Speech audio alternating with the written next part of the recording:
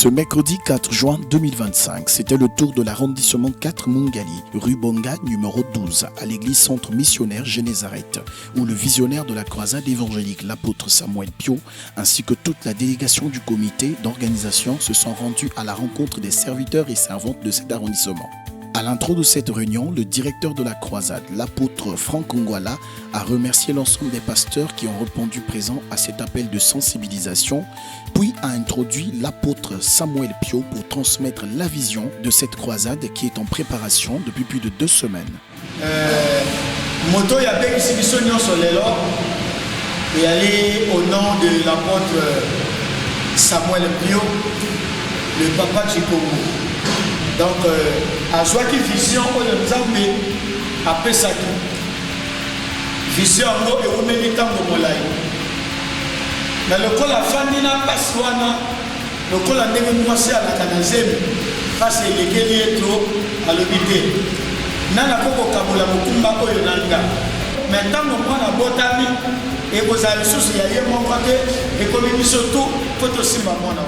Plusieurs hommes et femmes présents dans la salle de l'église Génézareth ont été attentifs et édifiés par les mots de l'apôtre, le papa du Congo, qui a su souligner point par point du comment et le pourquoi cette croisade et quelques orientations sur les âmes qui seront gagnées à cette croisade avec les mots d'appui du directeur de la croisade à la fin. Il y a cela bien aimé 2 ans que le Seigneur m'a parlé pour organiser une croisade en plein air. J'ai essayé un peu de calculer les dépenses et pousser qu'on a dans le ballon. Tout ça là on a 2024. Et c'est maintenant 2025, au mois de, je peux dire fin février, où Dieu m'envoie un prophète. Epsinga. Le Seigneur me dit de vous dire, de sortir. Et au mois de mars, Dieu m'envoie encore un autre prophète à Oti-Angola. Le prophète Aïbissinga, là je viens directement de l'Angola, Dieu m'envoie vous dire, tu dois sortir. Et voilà maintenant comment j'ai engagé les processus, les démarches pour arriver jusqu'à ce jour. Sous la bonne compréhension de cette vision, quelques questions de précision ont été posées de la part des frères et sœurs de Mungali. Mais la foule en général a plutôt manifesté plus de joie et leur impression sur cette bonne initiative de collaboration entre l'église locale et le corps du Christ.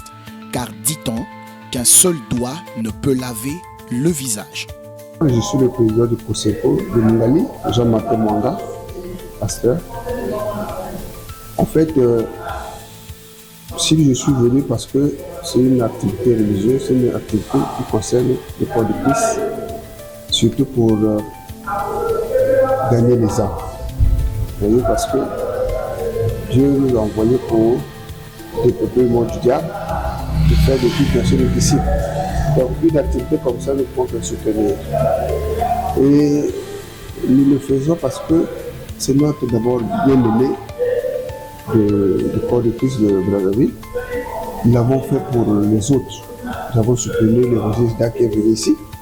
Nous avons mouillé le maillot et pour la même cause. Pourquoi ne pas le faire? Donc voilà pourquoi, en tout cas, je suis venu pour cela. Donc je me présente, je suis le prophète Élie. Oui, ma participation est la suivante. Donc on est là pour arracher la brebis que le diable a retenue. Parce que la Bible dit dans le livre d'Ésaïe, le diable ne laisse pas se prisonnier. Donc les portes ne s'ouvrent pas elles-mêmes. Il faut que la personne vienne pour ouvrir des portes. Nous attendons pas que mon Dieu elle-même connaît. Mais il faut que nous imposions pour arracher la brebis. Voilà notre mission et la mission de cette campagne. Et moi, c'est le pasteur Fulgence Tsoumo de l'église Mont-Horeb. Nous sommes situés au 543 de la rue Ngo, au plateau de 15 ans. Oui, nos engagements sont tels que nous puissions nous investir, notre corps et notre âme, de sorte que nous puissions accompagner cette activité pour sa réussite. Parce que Dieu nous appelle à accompagner son œuvre. Puisque la Bible dit que chacun de nous devrait apporter une pierre à l'édifice. C'est ce que nous allons faire, de sorte que le camp du Seigneur soit glorifié pour cette activité. Naturellement, nous n'avons pas des rapports, mais il y a un rapport qui nous lie. C'est le rapport de notre attachement à Christ. Dès lors que nous sommes en Christ Jésus, il n'y a plus de barrières, parce qu'il a dit dans sa parole, il n'y a ni grec, ni juif, ni libre, ni esclave.